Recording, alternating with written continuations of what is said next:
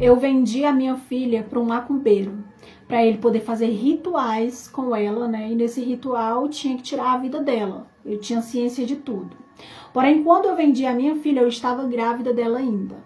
Então, tipo assim, eu estava querendo abortar a criança. E aí uma amiga minha chegou, né, e me falou isso, porque ela já era de dentro lá do terreiro e tal, e ela soube que esse macumbeiro, né, pai de santo, sei lá como é que chama, queria uma criança. E ele pagava muito bem por isso. E aí eu falei, nossa, então pronto, me leva lá.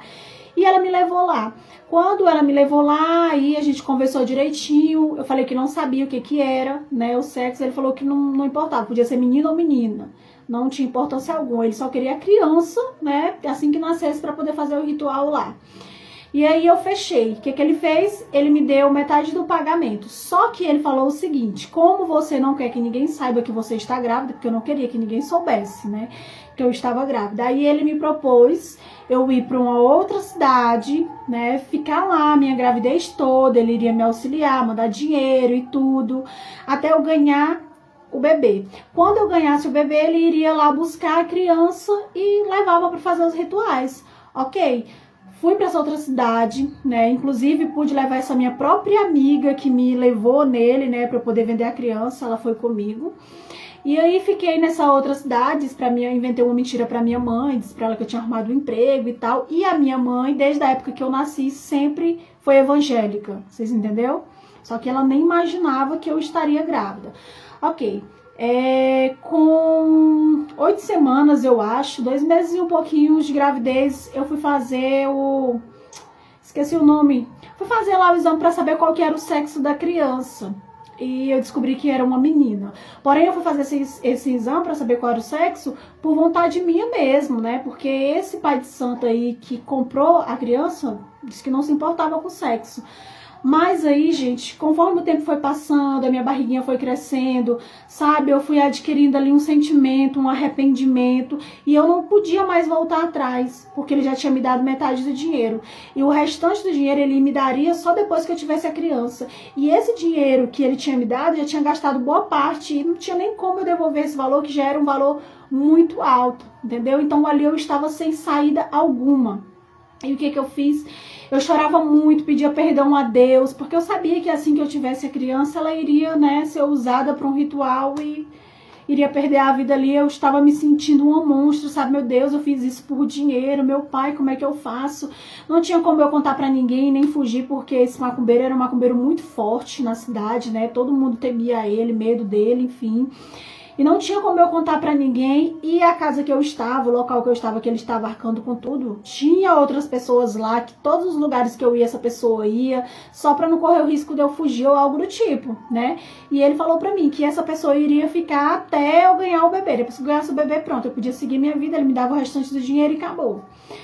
Ok, e aí os meses foram passando, chegou o dia, né, eu ter essa criança. Gente, na hora que a minha bolsa estourou, eu recebi uma ligação da minha mãe. E quando eu recebi a ligação da minha mãe, a minha mãe falou assim, ó, escuta, só escuta e me responde com sim ou não. Aí eu falei, o que que aconteceu, mãe? E ela falou assim, olha, o Deus que eu sirvo é o Deus dos deuses, meu Deus, ele é fiel. E Deus me revelou isso, Deus, sabe, tudo que eu tinha feito, tudo que estava acontecendo, Deus revelou para minha mãe. E aí minha mãe foi falando, eu fui falando sim, fui falando sim, fui falando sim.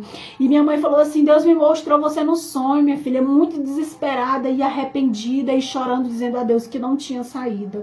E Deus, ele me disse naquele momento que tinha saído assim, porque ele era o Deus dos deuses, tá? E o Deus que eu sirvo, eu entreguei toda a minha família para ele, até a minha 3ª geração. E a minha mãe começou a falar, e minha mãe disse, essa criança eles não vão tocar, porque Deus não vai deixar. E eu falei, ô mãe, mas como eu queria que realmente isso fosse verdade. Aí eu ia acreditar mesmo que Deus realmente é Deus, porque isso é uma coisa impossível, mãe, não tem como, mãe. E aí ela falou assim, tem, minha filha, se isso vai acontecer não pela sua fé, mas pela minha fé, mas o teu clamor Deus está ouvindo. Então desabafa com Deus, fala com Deus a todos os momentos, todos os segundo, todas as horas que Deus tá te ouvindo e Deus é contigo. Deus nunca te abandonou, tá? Porque eu sempre orei por você, por toda a minha família, e eu sei, né, que o inimigo vinha a todo tempo querendo tocar nos meus, mas ele não consegue tocar nos meus. Por isso que você achou que teve essa oportunidade, porque foi a armadilha do inimigo, mas ele quebrou a cara, porque ele não vai conseguir. Foi isso que minha mãe falou, e minha mãe falou: acalma o teu coração, dorme tranquila. E aí eu falei: mãe, como é que eu vou dormir? Minha bolsa estourou. Ela falou: pois é, mas você ainda vai dormir mesmo com essa bolsa estourada, esse bebê só vem cedinho. E foi dito e certo, gente. Realmente minha bolsa estourou. E eu fui pro hospital só de manhãzinha, que foi onde eu comecei a sentir muita dor mesmo.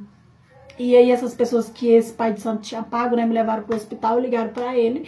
E quando eu tive a neném, eu olhei pra ela, o rostinho, a coisa mais linda do mundo, chorei muito e falei: que seja feita a vontade de Deus, porque se Deus é Deus mesmo, se ele é o Deus que a minha mãe tanto prega, que minha mãe tanto diz, então é agora que tudo vai acontecer, né? E pedir perdão naquele momento, enfim, gente. E aí, não demorou muito, lá entra o pai de santo, na sala. A hora que ele entra na sala, eu olho pra ele assim, né? E eu não consigo falar nada, eu só comecei a chorar. No momento que ele foi pegar a criança, parece que alguma coisa, assim, sabe, gente, uma brasa de fogo nas mãos dele, não sei, eu sei que ele começou a gritar, sabe, tipo, como se ele estivesse se queimando. E aí, naquele momento, parecia que tinha muitas pessoas falando com ele, só que eram os espíritos lá, né, falando com ele. E ele começava a questionar: como assim? Tem sim, eu vou pegar sim, por que não? E esses espíritos meio que começavam assim, pelo que ele falava, os espíritos estavam falando para ele se retirar dali, que ele não podia ficar ali, que ele não podia tocar naquela criança, porque aquela criança era escolhida de Deus, né? E falou: e ele tá aqui, falava, né? Ele tá aqui, o grande tá aqui, o grande tá aqui, sai daqui, aqui não é o teu lugar, nessa criança a gente não vai poder tocar, ela é escolhida. E começou, sabe, gente, ele começou meio que uma discussão naquele momento. E aí ele falou assim: já que eu não posso pegar, eu vou pedir para qualquer outra pessoa pegar para mim. E aí ele arrumou uma pessoa aleatória para pegar minha bebê. E quando essa pessoa aleatória veio para pegar minha bebê, não conseguiu também. Falou: meu Deus, o que aconteceu? O quê? Não, quando eu chego perto da criança, parece que eu tô metendo a mão no fogo, eu não tô conseguindo chegar até a criança. E foi impossível já aquilo acontecer. E aí, meio que naquele momento, teve meio que uma rebelião lá entre ele e os espíritos lá. E ele começou, sabe, gente, a arder, a se queimar, e gritava. E aí ele falou assim pra mim: deixa eu te falar, eu não vou levar mais o teu filho, a tua filha. Eu não vou levar mais a tua filha, o dinheiro que eu te dei, você pode ficar despreocupada, eu não quero, só manda ele sair daqui, porque tá doendo, tá queimando a gente. E aí, naquele momento, eu só sabia respirar aliviada, sabe, gente? Eu respirava aliviada. E me veio um hino que minha mãe sempre cantava quando a gente era criança. E eu comecei a cantar o hino naquele momento e segurei a minha filha e comecei a balançar. E parece que quanto mais eu balançava a minha filha, mais incendiava o lugar. Sabe, gente? Mais incendiava. E naquele momento, gente, que ele começou a se retrocer com a canção, né? Com o hino que eu estava cantando, filha. Naquele exato momento, aquele pai de santo começou a passar muito mal. Só que eu vi ele gritando, dizendo que tinha algo queimando ele por dentro. E do nada ele caiu. E no momento que ele caiu, gente, e não demorou muito, chegou o pessoal do hospital. E quando esse pessoal chegou, pegaram ele e falaram: uai, como assim? Ele acabou de ter um infarto. Esse pai de santo acabou falecendo naquele momento.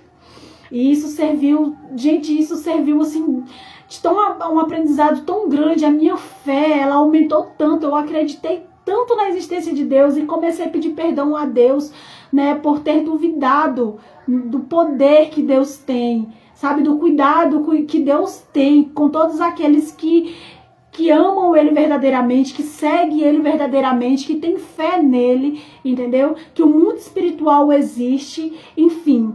E hoje eu estou aqui com a minha filha, né? Minha filha já tem 3 aninhos de idade, hoje eu sirvo esse Deus maravilhoso. A minha filha já é uma levita do Senhor, ela é usada pelo Senhor com 3 aninhos de idade. Mas enfim, gente, eu queria trazer, né, o meu testemunho aqui para vocês, para servir de reflexão, tá? Saibam que Deus é Deus. Deus tudo pode, e a gente tudo pode naquele que nos fortalece. E exemplo disso é a minha história hoje, que eu estou trazendo para vocês. Você que ficou até o final, não deixa de se inscrever, comente, compartilhe e curte, para que o YouTube saiba que essas mensagens são relevantes para vocês assistirem. Um beijo no seu coração e até a próxima mensagem.